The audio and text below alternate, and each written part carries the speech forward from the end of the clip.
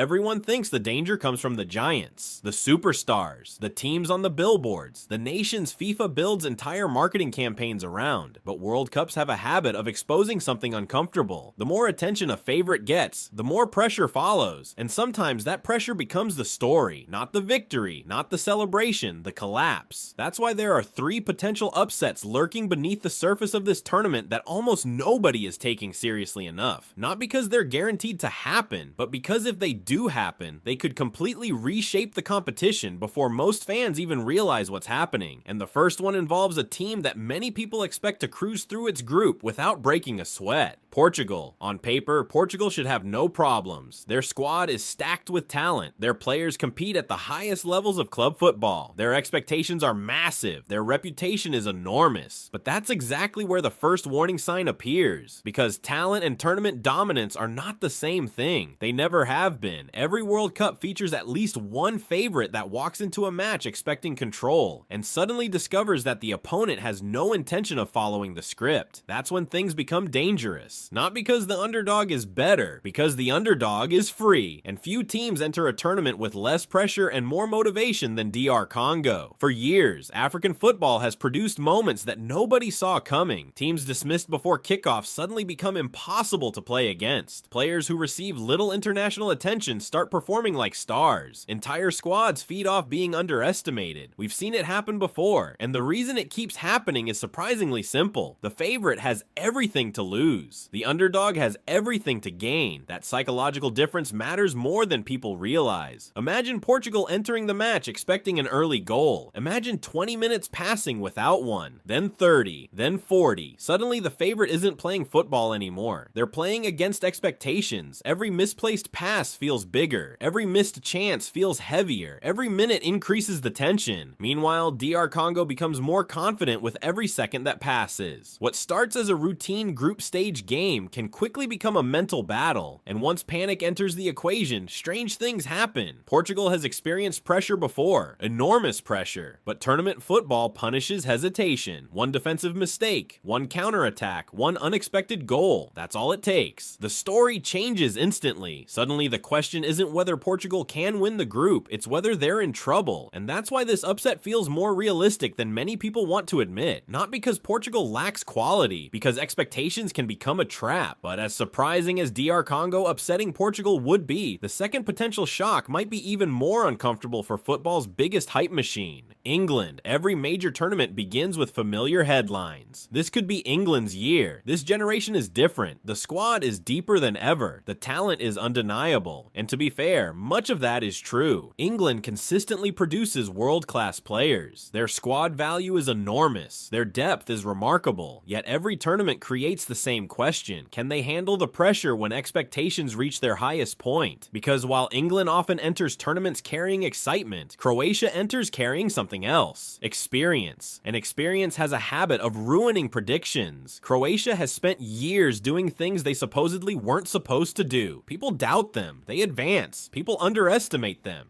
They compete. People predict their decline. They find another way. At some point, it stops being luck. It becomes a pattern. That's what makes a potential Croatia versus England showdown so fascinating. England may possess more individual talent. Croatia may possess something equally valuable: patience, discipline, tournament intelligence, the ability to remain calm when matches become ugly. And World Cup matches often become ugly, especially when the stakes rise. Croatia understands how to survive those moments. They've built an international reputation around surviving those moments. That's where England could face a serious problem, because England's greatest strength can sometimes become its greatest vulnerability. The expectations surrounding the team are so enormous that every setback immediately becomes a national conversation. One missed opportunity, one defensive error, one questionable substitution, one bad half. Suddenly the noise begins. The pressure grows. The narrative shifts. Croatia doesn't need to dominate England. They simply need to frustrate them. That's often enough. A scoreless first half, a physical midfield battle, a few dangerous Croatian chances. Now England starts feeling the weight. Now every attack becomes rushed. Now every decision becomes scrutinized. And once that pressure starts building, Croatia becomes extremely dangerous, because they've lived in these moments before, many times. The scary part isn't that Croatia might be better. It's that they know exactly how to make talented opponents uncomfortable, and uncomfortable comfortable teams make mistakes. One mistake. That's all it takes. The entire conversation changes. The tournament changes. England's path changes. Everything changes. Yet even those two potential upsets might not be the most disruptive development hiding in this competition. Because the third possibility isn't about one match. It's about an entire group, and almost nobody is talking about it. Everyone focuses on Portugal. The headlines focus on Portugal. The commercials focus on Portugal. The predictions focus on Portugal.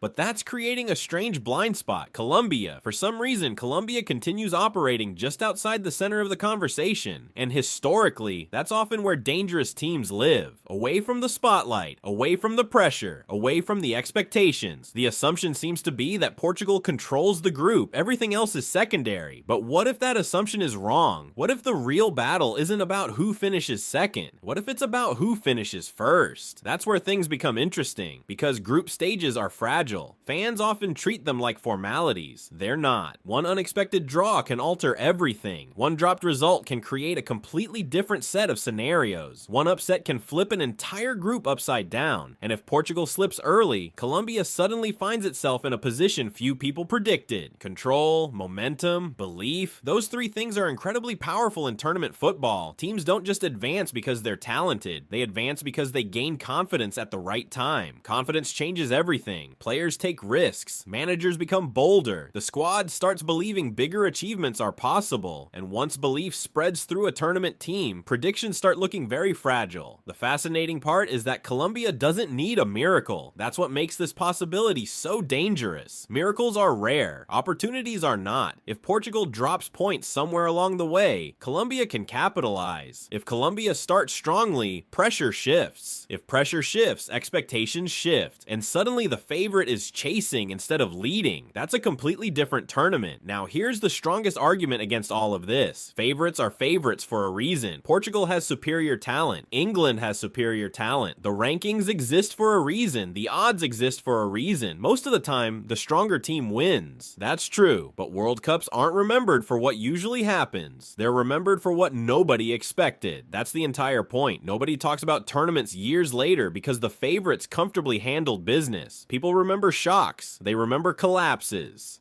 They remember moments where the script exploded in front of millions of viewers. And that's why these potential upsets deserve attention. Not because they're guaranteed, because the ingredients are already there. Pressure, expectation, underdogs with belief, experienced opponents, dangerous group dynamics, psychological traps, the exact conditions that have produced tournament chaos over and over again throughout football history. And that's the part FIFA can never fully control.